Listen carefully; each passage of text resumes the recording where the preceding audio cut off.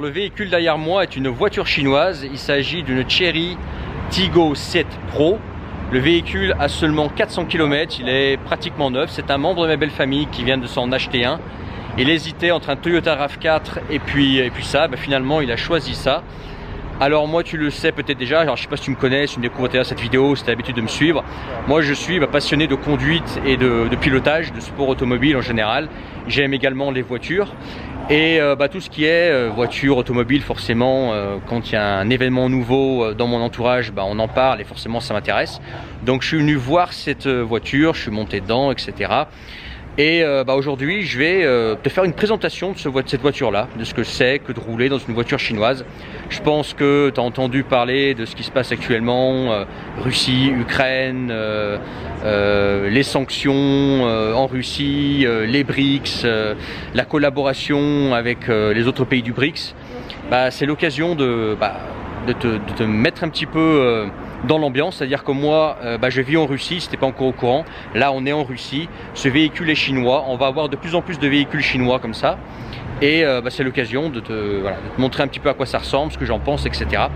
Je précise tout de suite d'entrée, je vais en fait pour présenter ce véhicule, faire l'essai un petit peu, te dire un petit peu ce que j'en pense, ce que c'est en fait, qu'est-ce que ça vaut finalement.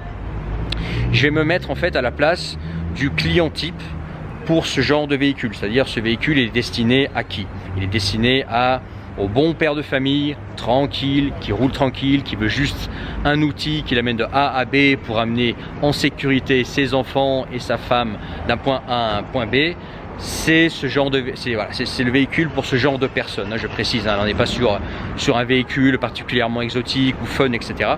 Mais voilà, donc je vais être très objectif et te dire, si je me mets à la place du bon père de famille tranquille, ce que ça vaut ce genre de véhicule. C'est parti. Ah oui, aussi, avant de commencer, n'oublie pas de t'abonner à cette chaîne, de partager cette vidéo avec d'autres personnes que tu connais qui s'intéressent par exemple à la vie en Russie, notamment actuellement avec les sanctions, etc.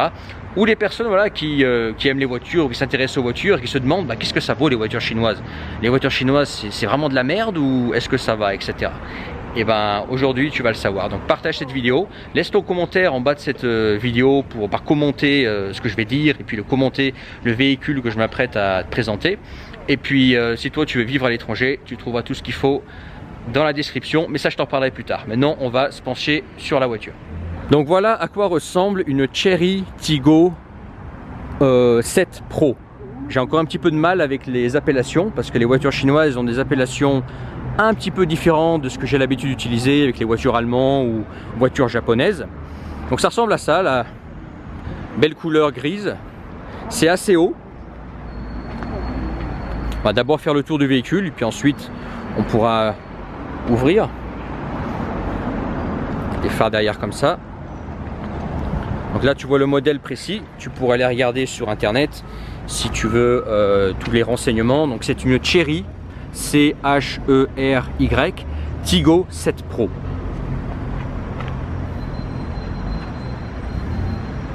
Là tu as un toit panoramique et ouvrant. Voilà. C'est un véhicule assez haut. C'est comparable à un Qashqai ou à un Scénic ou tu vois un petit SUV familial tu vois, que tu pourrais avoir en France. Le look est assez moderne. Là tu vois la calandre, alors on aime ou on déteste, mais là tu as une grosse calandre énorme avec des des petits je sais même pas si c'est, non c'est juste du chrome en fait, c'est du faux chrome, peu importe, mais ça donne un style un petit peu dans l'air du temps. Alors on aime ou on déteste, moi personnellement je trouve que ça va, ça lui donne un charme, cette grille là avec les petits chromes de partout, les phares très modernes. Voilà. Alors au niveau du moteur, on est sur un 1,5 litre turbo compressé, ça fait 147 chevaux. Au niveau consommation, donc le propriétaire m'a dit que pour le moment, alors il a roulé que seulement 400 km avec. Le véhicule est comme neuf, d'ailleurs tu vois encore à l'intérieur les sièges qui sont couverts de plastique. Parce qu'en fait, l'époque de l'année, là on est au mois de septembre, en fait le mois de septembre est un mois où il y a beaucoup de poussière, donc il et il a préféré attendre jusqu'à l'hiver pour enlever les plastiques. Donc 147 chevaux. Au niveau consommation, c'est du 7 litres 2 qu'il fait pour le moment.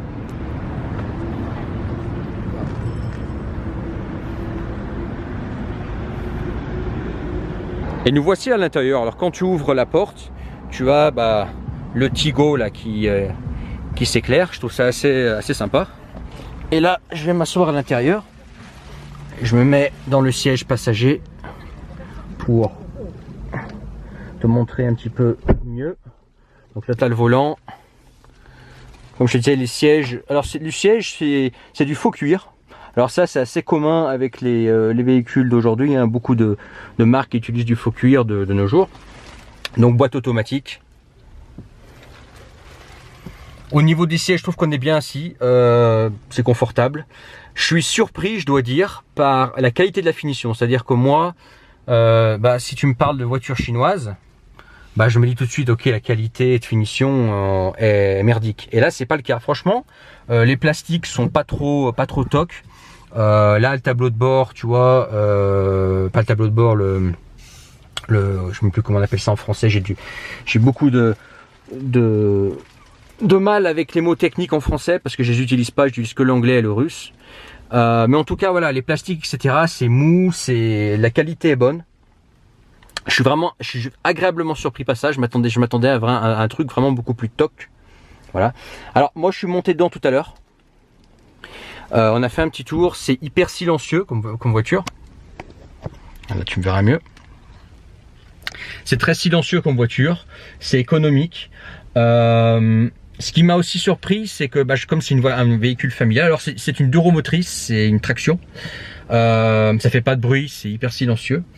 Ce qui m'a surpris en fait, c'est la suspension. Je m'attendais à un truc assez réglé confort, assez mou. Et les suspensions s'avèrent être assez fermes. Il n'y a pas trop de roulis. Ça me fait limite penser à un véhicule avec un caractère un petit peu sportif, bien que ce soit pas du tout le cas. Mais ça m'a surpris. Alors pour certaines personnes, ce serait un petit peu ferme. Moi, j'aime bien en fait les véhicules fermes, donc ça me convient très bien. Beaucoup d'espace derrière. Là, tu vois, un toit qui s'ouvre.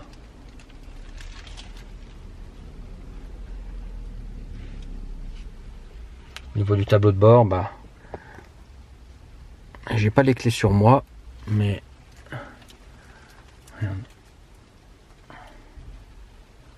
franchement, ça n'a rien à envier à un Scénic ou à une autre voiture familiale. Franchement, c'est pour quelqu'un qui cherche juste.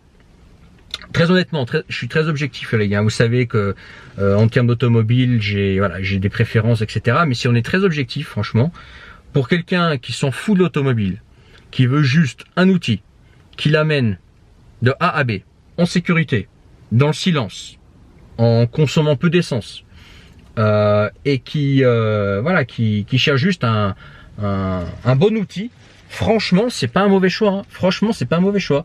Au niveau du prix, qu'est-ce que ça coûte?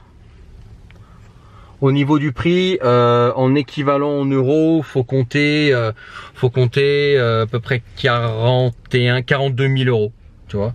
Ce qui me semble être un prix assez intéressant pour un véhicule neuf de ce gabarit. Et ouais, petite parenthèse concernant le prix de la voiture. Le prix de la voiture te paraîtra toi peut-être élevé pour ce que c'est, et tu as raison.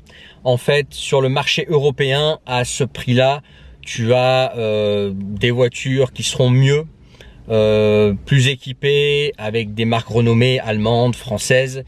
Mais quand je dis qu'en fait le véhicule est intéressant au niveau du prix, c'est par rapport au marché russe. Par rapport au marché russe, faut savoir que les voitures sont plus chères en Russie, notamment les véhicules importés, ce qui est le cas des plupart des voitures qu'il y a en Russie.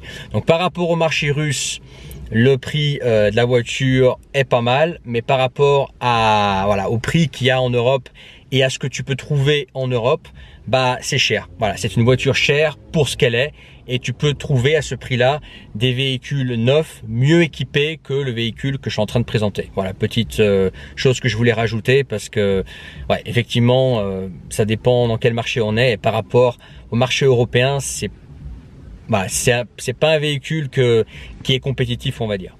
Alors évidemment, on n'est pas sur de la qualité Audi, sur la qualité Mercedes ou BMW sur l'intérieur, on est bien d'accord, c'est pas le même prix.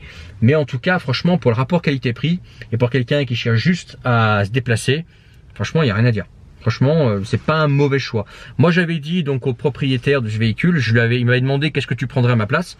Et moi, je lui avais dit, pour ce que tu veux faire, prends-toi un RAV4, un Toyota RAV4. Parce que c'est solide, parce qu'on en a beaucoup ici, parce que c'est facile à entretenir, parce que des RAV4, il y en a plein, etc. Parce que c'est Toyota, etc. Et il était tombé là-dessus il m'a dit, écoute, je pense que je vais prendre une chinoise. Je lui ai dit, écoute, chinois, quand même, attention, on n'a pas de recul, etc. Et puis c'est chinois, quoi. Tu vois, moi, les produits chinois, j'ai toujours de l'appréhension dessus. Je me méfie toujours des produits chinois si je dois être franc avec toi. Tigo qui s'affiche comme ça. Sympa. Là aussi le liseré bleu là, je sais pas si tu vois. Le liseré bleu, super sympa. Alors tout ce qui est électronique, alors là l'écran est éteint, mais tout ce qui est électronique vraiment est moderne dans ce véhicule. Tu vois, ça c'est, j'aime bien ce liseré bleu là. Pareil, quand tu ouvres ta voiture, oh, ça donne ça. Tu ouvres. Tu as le Tigo là, le liseré bleu. Là, tu as un petit peu de bleu tamisé là en dessous. Là, je vais te montrer à l'arrière si tu veux.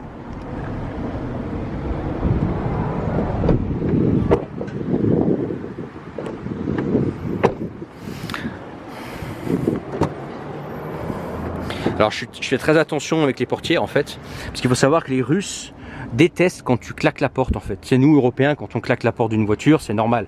Et en fait ici, il faut claquer doucement les portes, tu vois. Et comme c'est pas ma voiture, bah, je respecte les objets des autres.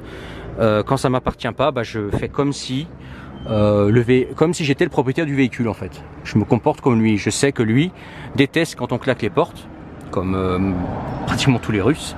Le Tigo qui est là. Là, tu as un USB ici. Voilà, pour recharger ton téléphone. Là, tu vois, tu as une partie du faux cuir qui est là. Faux cuir, mais franchement, c'est beaucoup mieux que je m'y attendais au niveau qualité. Et le faux cuir, même dans les Mercedes, aujourd'hui, on le trouve. Hein, donc, voilà. Dis-moi ce que tu en penses dans les commentaires. Est-ce que toi, tu achèterais une voiture comme ça? Est-ce que toi, tu achèterais une voiture chinoise? Si oui, dis-moi. Si tu n'es pas prêt à acheter une voiture chinoise, dis-moi pourquoi dans les commentaires. Pourquoi? Qu'est-ce qui te gêne en fait avec les voitures chinoises?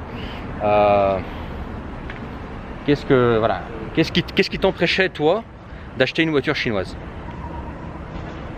Dis-moi dans les commentaires. Laisse ton pouce bleu. Et au passage, en fait, bon, sur cette chaîne, de temps en temps, ça m'arrive de parler de voiture. Il n'y a pas longtemps, j'ai parlé de ma propre voiture. Là, je parle d'une voiture chinoise parce que c'est dans l'air du temps, avec les sanctions, etc. Et ben, voilà. Je sais qu'on va avoir de plus en plus de voitures comme ça, donc c'était un petit peu pour te mettre dans le bain et pour te montrer un petit peu ce que c'est que, en fait, à quel produit. Ce qui est intéressant avec cette vidéo, c'est que toi tu saches à quel produit on a accès en étant sanctionné en gros. Moi je vis dans un pays sanctionné, bon voilà, on a accès à ces produits neufs là. Voilà. Dis-moi ce que tu en penses dans les commentaires. Mais en tout cas, voilà, moi ma spécialité en fait c'est t'aider à quitter la France pour aller vivre ailleurs. En fait, moi je t'offre les solutions. Je te procure les solutions, je ne les offre pas, je ne suis pas un communiste. Par contre, je peux te fournir les solutions qui te permettent, toi, d'avoir la liberté géographique, d'aller vivre là où tu veux dans le monde, avoir le choix d'aller là où tu veux, rester si tu as envie, repartir si tu as envie, d'avoir la mobilité, tu vois, en pouvant gagner ta vie depuis n'importe où, mais pas seulement, aussi en ayant la possibilité de bouger, d'avoir la mobilité. Si par exemple tu gagnes ta vie sur place autre qu'avec internet par exemple, bah, tu as la possibilité de par tes compétences de bouger et en fait d'avoir le choix de vivre là où tu veux. En fait, t'es pas limité par des trucs à la con comme des langues ou comme un manque de compétences ou un manque d'adaptabilité, tu vois. Moi je t'enseigne tout ça, c'est dans la description, le premier lien dans la description, ou même tous les liens entre temps. Le premier lien c'est plus assez. Tu regardes les liens dans la description et puis tu trouveras le nécessaire pour faire ta vie à l'étranger. Si tu as une question, que tu veux être guidé, tu me fais un mail directement, tu as mon mail également dans la description et je te guiderai et t'indiquerai la meilleure solution pour toi ou je te proposerai un truc adapté à ton cas précis. Voilà. Mais en tout cas, je vais te laisser là-dessus. Ça, c'est le logo Cherry. Je vais te laisser sur la vue de cette belle calandre. Moi, j'aime bien cette calandre. Dis-moi ce que tu penses de cette calandre-là. Est-ce que c'est too much pour toi ou est-ce que tu aimes bien? Moi, je trouve que, compte tenu du style du véhicule, je trouve que c'est avec le capot, là, tu vois, façon un petit peu, tu vois, muscle car américain. Avec la calandre, je trouve que ça passe bien. Franchement, je trouve que la voiture n'est pas laide. Je trouve que il y a 10 ans, franchement, les voitures chinoises, c'était vraiment de la grosse merde. Non, mais il faut le dire. Là, franchement, pour, je te disais, pour la personne lambda, le bon père de famille, franchement, il n'y a rien à dire. C'est pas un mauvais choix. Voilà. Je te laisse là-dessus. Laisse ton commentaire en bas, ton pouce bleu. Et puis, on se retrouve plus tard pour d'autres vidéos. Ciao!